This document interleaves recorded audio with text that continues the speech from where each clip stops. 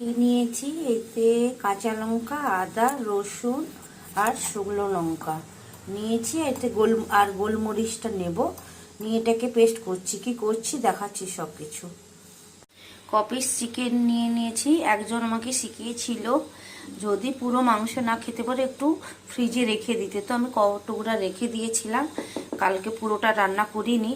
তো এটাকে কি করছি পুরো ভিডিওটা সাথে থাকলে দেখতে পাবে।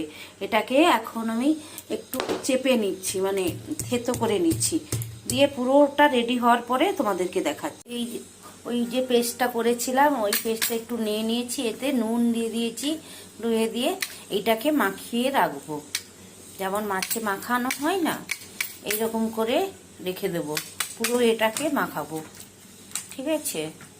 কন্টিনিউ করতে থাকো, কি করে করি আমি জিনিসটাকে দেখাবো লাস্ট পর্যন্ত, তোমরা দেখতে থাকো।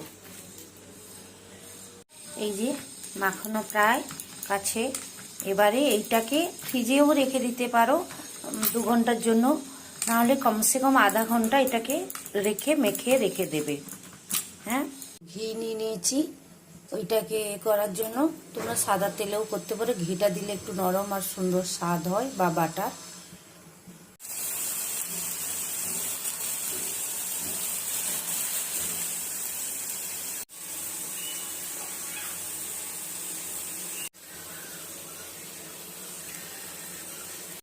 কমপ্লিট হয়ে গেছে।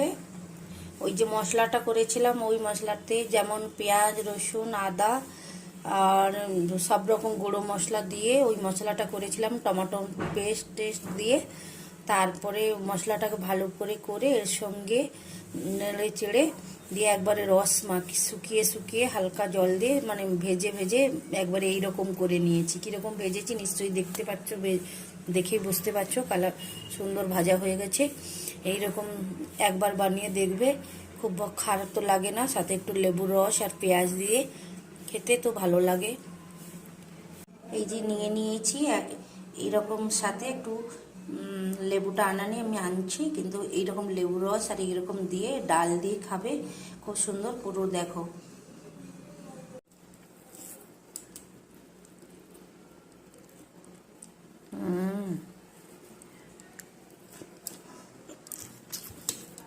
একবার বানিয়ে সবাই খেয়ে দেখবে কেমন হয়েছে।